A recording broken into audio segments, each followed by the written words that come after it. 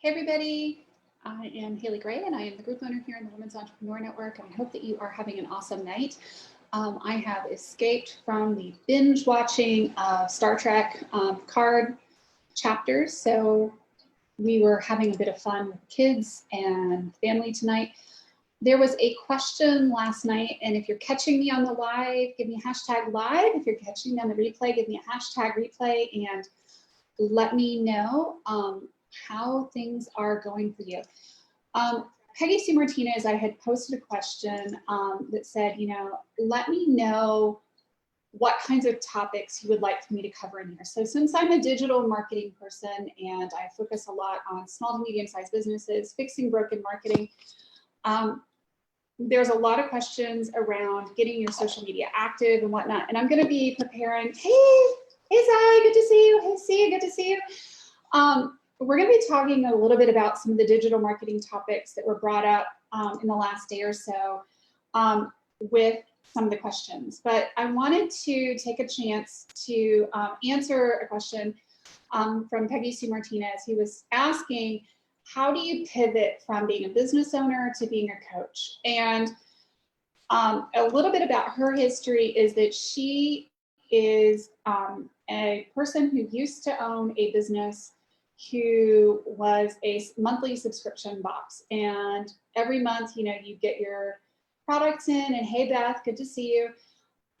She would get her products in and build a subscription box, and then it would, go out. And so doing the monthly subscription box, they got up to $1 million a year in revenue before she decided to sell the business. And now she's doing publishing and she's doing some other stuff, but there have been a lot of people who have commented to her, and I think rightfully so, that she should do some coaching and consulting and teach others how to become, what she was, and do what she used to do, which is membership subscription boxes, which is kind of cool. Hey, Jyotika, is that how you pronounce your name? Can you tell me how to pronounce your name? So that I can get it right for you. I would love to. So Peggy was asking the question, well, how do I take that knowledge and that information and turn it into a course and into a program? And how do I do this whole coaching thing, right? So I've done the online coaching thing for a little while, and I've done it a little bit around social media engagement. I've done it around a variety of different things and marketing strategy and helping people grow their businesses. And my advice to her is that she should look at the exact steps that she took to build that business from the ground up. Thank you. Thank you. Thank you. I appreciate it. Hey, Jason, good to see you.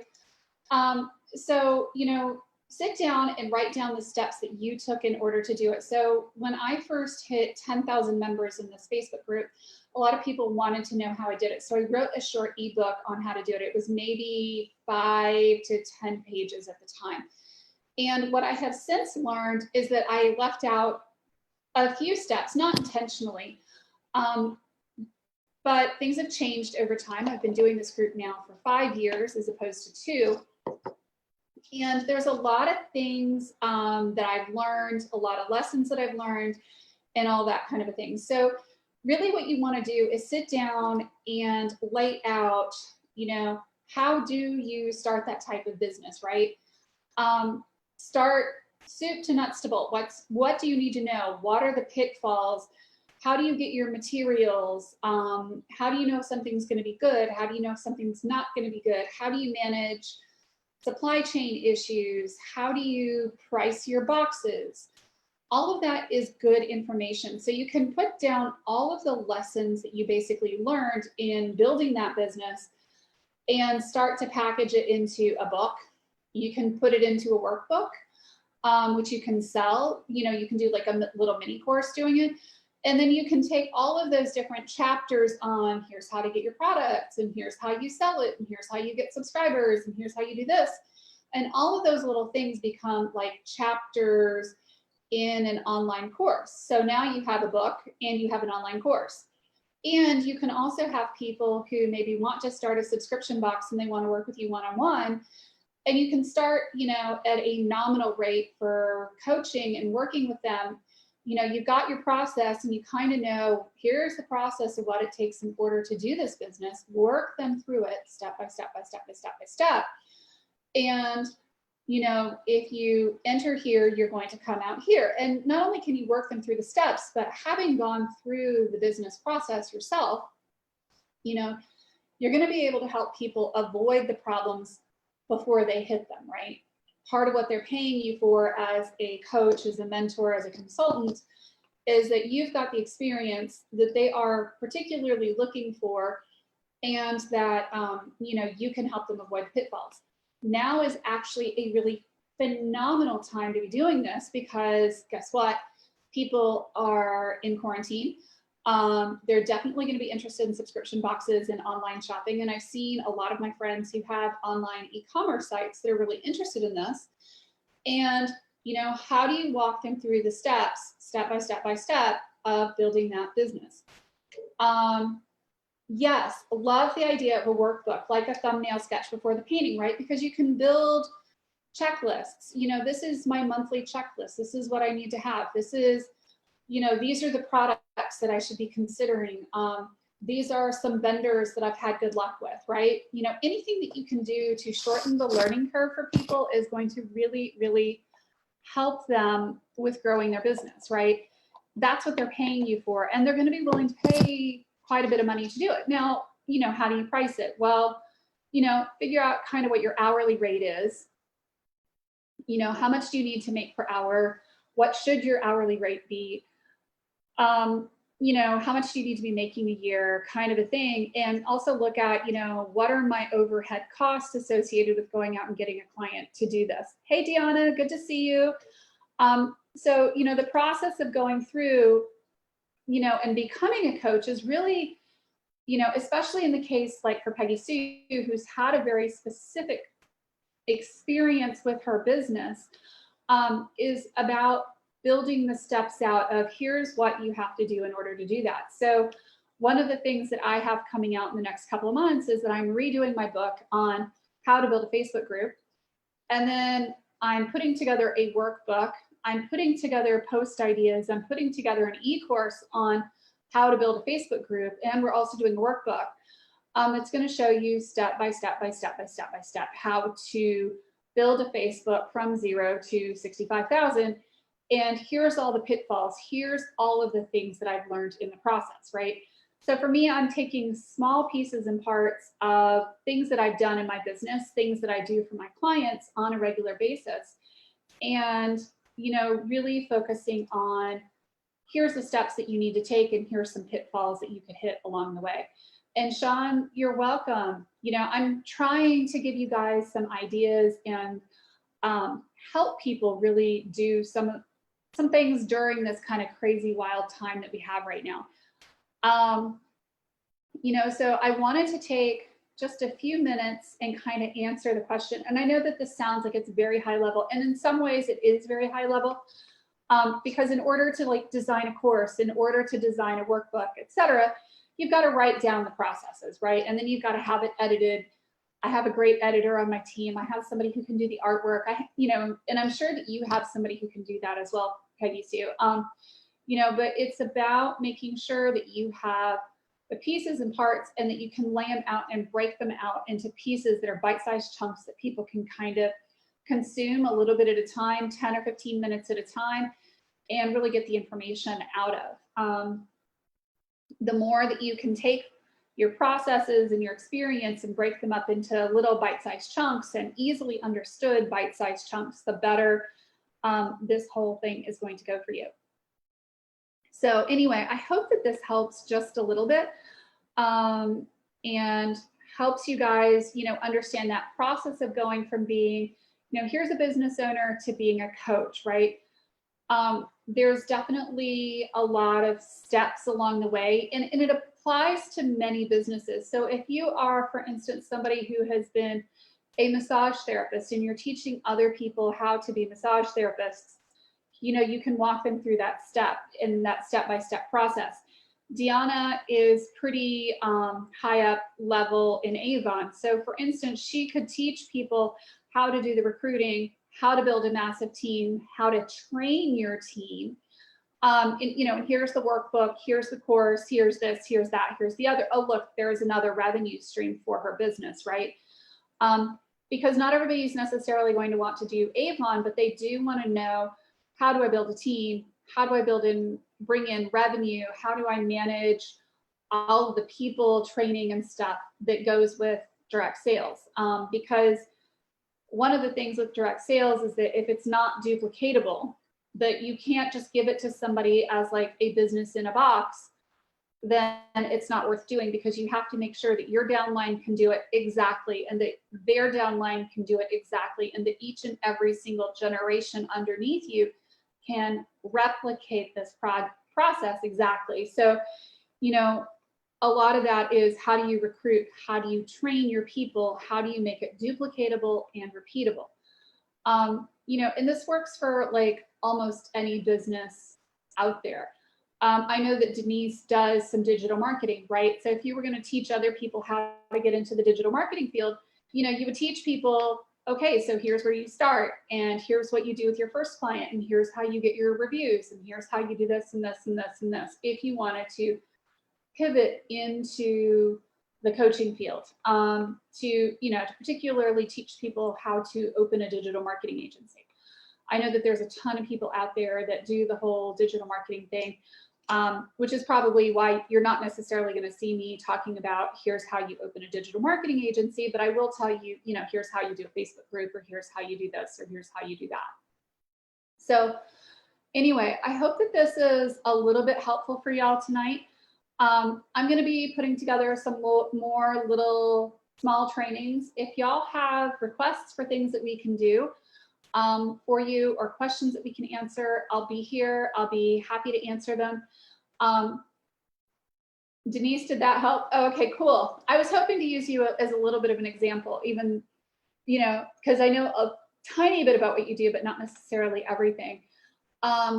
It's an interesting world that we live in right now, because there's so many financial pressures. Our economy is changing. How people are spending money is very much changing.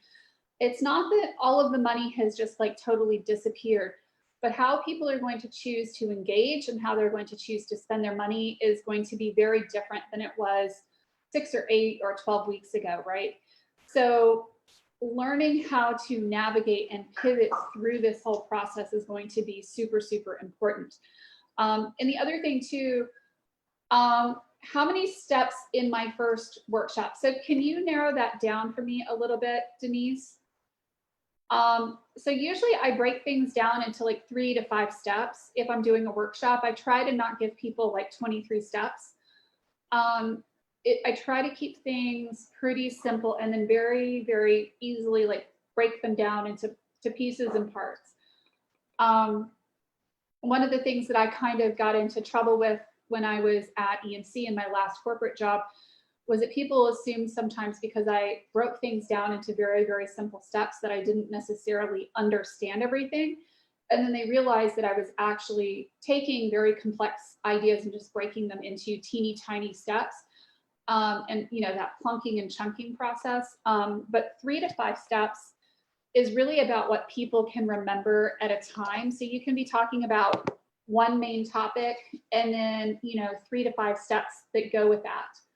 So you keep each workshop at 3 to 5 steps, because you don't want to overwhelm your audience, because too much information is not necessarily a good thing.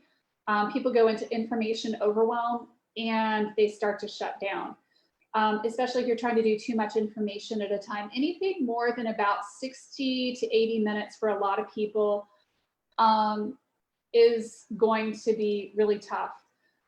And Sean says, yes, and building community will most likely be the key to brand and organization growth. Absolutely. And community building is, I think, one of the hardest things to do for a lot of businesses, because they have to have kind of somebody or something or a concept or a movement or some idea that they want to unify around. And sorry, my son is running around with the dog trying to feed it.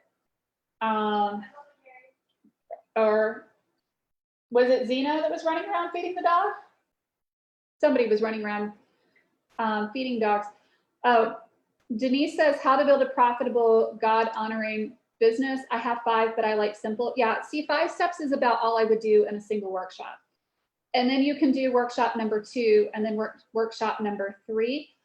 And you can just build off of it that way. You don't have to do every single thing in one workshop. Give people enough that they can see a transformation, but it doesn't have to be massive amounts of information, because massive amounts of information tends to make people shut down. You know, one of the things you'll see me do here, and you've seen Jenny also do it, is, you know, we'll do 3 to 5 steps on something, and that'll be all we do on a live or a particular training, just because too much is really too much and the human brain just kind of goes gone. Anyway, what other questions can I answer for y'all tonight? I'm hanging out here for just a little bit. It's the night before Easter, and all through the house, not a creature was stirring, and I don't have my eggs dyed. I haven't managed to get the Easter baskets out. We were actually, my husband was out doing yard work today, and I slept most of the day.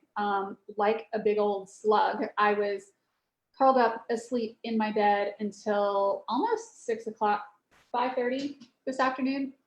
And then I made dinner, took a walk, and I'm online now briefly. But it's been a very, very chill, turn off the brain kind of a day. Let me know what other questions I can answer for y'all about doing that, pivoting from coaching to, or from business to coaching. Denise Swafford says, or I would do it over how I get 1,200 organic views on one social media post. That's harder for me to get into 5 steps. Yeah, you can do a little bit more than 5 steps. And Zai says, no egg dyeing here either. You know, the eggs and the dye and the stuff just didn't happen this year. My kids are a little bit older. My youngest is 13. And we've honestly been eating like crazy fools here, which I find really funny, because one of my kids just told me that she's lost like 6 pounds, and I'm like, I've lost 9 pounds, but I feel like we're eating constantly. Don't know about my son, but yeah, it's been kind of interesting to see. But no egg dyeing. We have Peeps and we have Skittles and we have some candy and stuff. Planning to do church services and stuff online tomorrow, but yeah. So how do you get 1,200 organic views on one social media post? You know, yeah, there's a lot of steps that go into doing that, and quite a few concepts that go with that too, because there's some foundation work that has to happen in order to get that many organic views and interactions with people. And there's kind of this whole concept, right, where you're paying things forward, and then you're figuring out what content people want to see, and you're commenting on things, and you're commenting back on stuff. And I know that there's a lot of tricks to getting that many organic views on a post. It is really challenging, and it requires very quick response. It requires you to respond back to people, and likes and hearts and everything. It might be easy. It might be possible to get it down to 5 or 6 steps if you wanted to talk about it. Yes, Andrea Bocelli is live on YouTube at 1 p.m. Eastern tomorrow. I'm planning to be watching that, Sean. I've actually got it on my calendar, and I think I said I was doing it last night. That's kind of my one thing that I'm doing tomorrow, is watching Andrea Bocelli, and I'm probably going to generally mostly take off the day because my brain is really begging for a break right now. I've been going very hard since the whole COVID-19 thing started, but we also pulled our youngest son out of his school that he had been in mid-February, and we had been transferring him to online school and then touring and looking at other school options and going through the whole school application process there, which has been very time consuming and frankly pretty exhausting. So at this point, I'm actually like ready to like crash and burn for probably a week. Would be pretty darn amazing. But we have some answers on where he may go to school next year. We're just waiting to see what the final answer will actually end up being. Yep, and that was my daughter feeding the dog treats. Anyway, so I hope that y'all have a really great night and have a really happy Easter. I may see you guys tomorrow night. I'm planning to be online, but we will see how I'm feeling. And I hope that you guys take care. Let me know what other questions I can answer for y'all and how I can help y'all grow your businesses. Take care. Thanks. Bye-bye. Happy Easter, Denise.